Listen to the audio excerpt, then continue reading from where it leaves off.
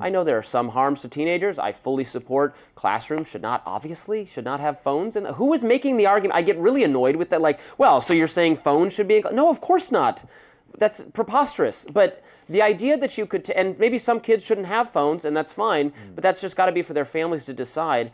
You can't tell me that, there could be a 15-year-old who is trying to stay up to date on what's going on in the rest of the world as is getting news and information from TikTok, or what is watching Rising. They're watching Rising on their phone, and you're trying to tell me that should be illegal? It's just so obviously wrong to me, I don't even know where to begin. So, I'm not, first of all, you've written and spoken a lot about this issue, and what I think you generally consider, though you acknowledge some dangers, you think there's quite a lot of scaremongering around tremendous amount of social media. Well, this is he says TikTok first. These are people, they don't like the information that kids are getting about the Middle East. That's number one complaint of the people who want to ban this. Yeah, and I mean that would get us down a whole other avenue, but it's this constant thing that it's all the social media platforms' fault rather than the underlying action.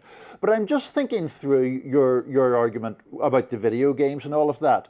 Does that apply right across the board? I mean, do young people have a constitutionally protected right to view pornography, for example?